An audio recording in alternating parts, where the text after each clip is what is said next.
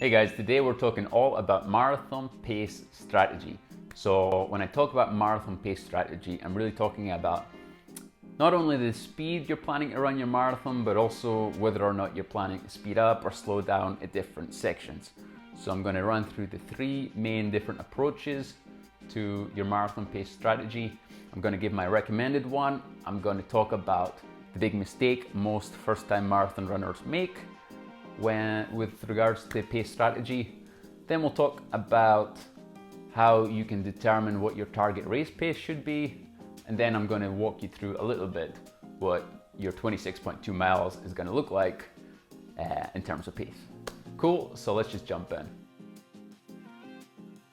So guys, there are three main different approaches to pace strategy. First one we're going to discuss is called positive splitting. Now, positive splitting is when you start off fast and throughout the race you actually slow down. Now, most people who do positive splits actually aren't really doing it intentionally. And positive splitting isn't a strategy I recommend for anyone. So positive splitting is starting off fast and gradually slowing down. In other words, you're going out too fast. This is the super common mistake that many first-time marathon runners make. They turn up to the start line and they don't really have much of a pace strategy, and maybe you've got race day adrenaline and you kind of get swept up in the crowds and you end up running too fast from the start line onwards. I've experienced it, probably many people watching this video have experienced it. You've got so much adrenaline in your body, when you finally cross the start line and the starting pistol goes, you just feel like you're running on air. It feels super easy. You're looking at your GPS watch and you can't believe how fast you're running, and you think maybe I can sustain this throughout the marathon. But huge mistake. So positive splitting, it's called that because over time you get slower and slower and slower, and it takes you longer to cover the same distance. What tends to happen when you go out too fast is basically three things can happen. One is that your muscles fatigue earlier than what they would. Obviously means you slow down.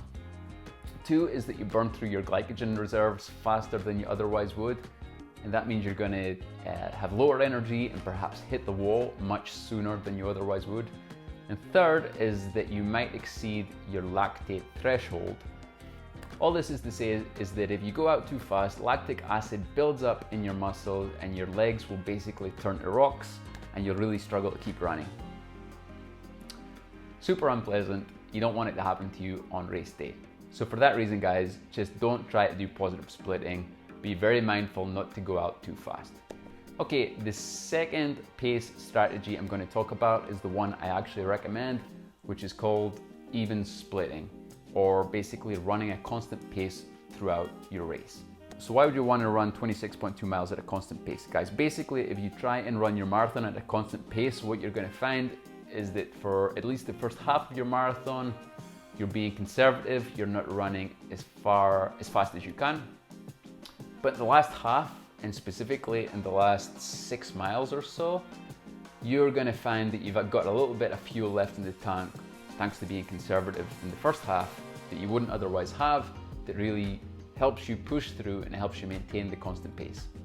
In other words, guys, even splitting is a conservative approach, but it means you keep something in the back pocket for those last 6 miles, which almost everybody struggles with, which gives you a much better chance of getting to the finish line, still happy, still maintaining a decent pace, and not having crashed. There's a couple other benefits to running an even pace, guys. One is that it's simple. You just need to remember one number and then constantly be checking your GPS watch and be aiming for hitting that pace. Two is that if you choose an even pace strategy, you know months before race day what your target race pace is going to be, and you can actually train towards it. For example, if you wanted to run a sub 4-hour marathon in 6 months, you can actually figure out what the pace you need to run on race day is today and start training towards it. Guys, I've actually got a video specifically about that. I'll link to it below. The third pace strategy I'm just going to mention is negative splitting. Negative splitting is where you start off slow and you actually speed up throughout the 26.2 miles. Guys, I'm just going to mention negative splitting briefly. It's a very conservative approach. It's what a lot of elite runners try to do in their marathons slightly. They'll maybe run the first half 1 minute slower than their second half. The reason I don't tend to recommend negative splitting so much is that it's pretty hard to dial in and get right on race day. Unless you're a really experienced marathon runner, it's hard for you to know exactly what pace you want to be starting at and what pace you should be aiming to finish at. What can happen for your typical runner who tries to do a negative split is actually they end up running too conservatively, and they get towards the end and they realize they probably could have run faster and put in more effort in the first half or first 20 miles of their race. So they finish and they feel good, but they feel they probably could have pushed harder. And for that reason, negative splitting, as I mentioned, is kind of hard to dial in. A lot of elites use it, but a lot of elites also aim for an even pace strategy. For that reason, I recommend stick to the even pace strategy. And guys, just a last note on running an even pace strategy. It is a conservative approach, but it is likely and very, very common that in those last 6 miles or so, you will slow down. So even if you've tried to choose a conservative pace, there's a good chance that you are just going to slow down in those last 6 miles or so, because muscle fatigue kicks in, energy levels go down, or your legs start to lock up. Or maybe you develop a slight injury or whatever. Good chance you're going to slow down there. Don't beat yourself up too much about it. Be thankful that you've been conservative in the first half of your race, or the first 20 miles or whatever, because then it's going to pay off dividends and get you to the finish line comfortably, hopefully, through those last 6 miles or so.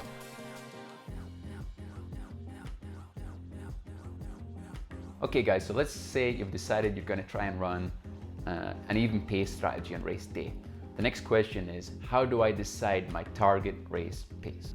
And there are a few different ways you can approach this.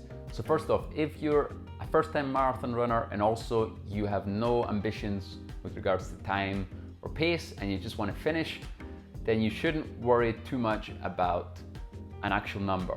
Instead, you want to choose a pace that you feel is comfortable and conservative. I generally recommend running at, let's say, 4 out of 10 in terms of rate of perceived exertion if you don't have a target marathon finishing pace. In other words, you want to run at a pace in which you could maintain a conversation, and that'll get you through the 26.2 miles. Or maybe it's the case that you've already run a few half marathons and you want to use your half marathon time as a basis, as a target for your finishing marathon time. So generally what you want to do is take your half marathon finishing time or your half marathon PR, multiply it by 2, and then add 10 to 20 minutes to that, and that will be your target marathon finishing time. When I say add 10 to 20 minutes, if you've got quite a lot of experience and you've been training a lot, just add 10 minutes. If you've only done a couple of half marathons in the last couple of years and you're maybe out of training, add 20 minutes. Or maybe it's the case that you've just decided there's a certain time you want to try and beat in your marathon. For example, run a sub 4 hour marathon. In that case, you've already decided your finishing time, and then you can just go and work out your pace. So guys, a quick recommendation: once you've got your target marathon time, you want to build in a 5-minute buffer. So this 5-minute buffer can cover a few things. For example, the start line, there can sometimes be a bit of confusion or a bit of traffic. You maybe need to weave in and out of other runners or walk for a little bit, which can slow you down. Or maybe you've got a couple of toilet stops you need to make that you didn't really plan for during your marathon. Or maybe those last 6 miles or so, you do start to slow down a little bit. So you want to give yourself a little bit of a buffer. For that reason, I generally recommend building in 5-minute buffer. So take your target finish time, take 5 minutes off of it. So then you want to go to a marathon pace chart, like the ones I've linked to below. I've got pace charts in both miles and kilometers. You want to look up your target finish time with the buffer included, and then that's going to give you a pace that you'll need to run.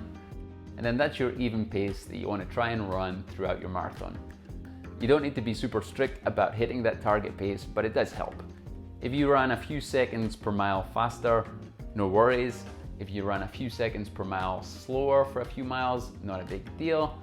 You just don't want to end up running 10 to 20 seconds per mile faster, because then you're pushing yourself unnecessarily. You're maybe going to cross that lactate threshold. You're probably going to burn through your glycogen too fast. So just try and aim for that target pace.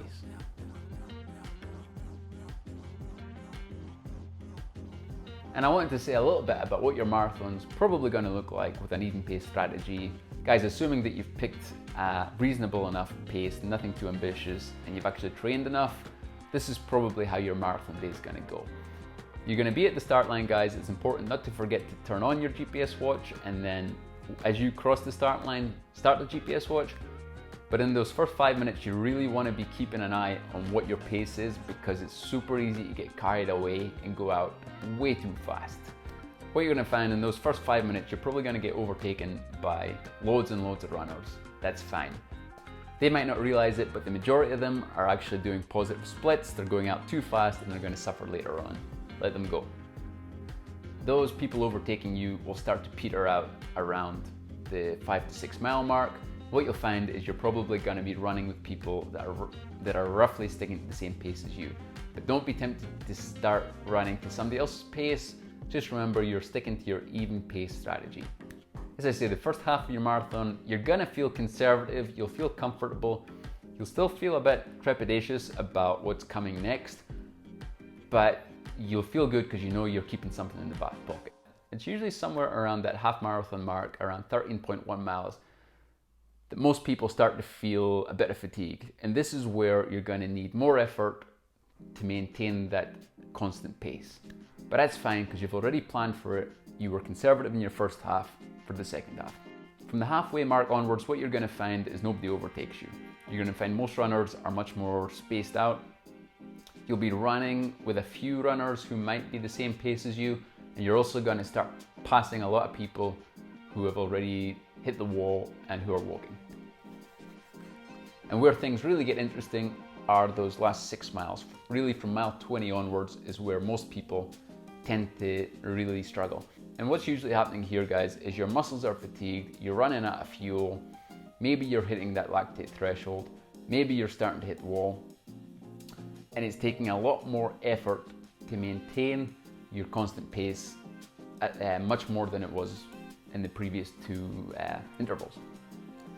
What you're going to find here, guys, if you can just maintain that constant pace, you're going to be doing well. You're going to be passing loads of people. You're going to be reaching the finish line with a smile on your face as opposed to burning out and crashing, and you're going to be feeling good.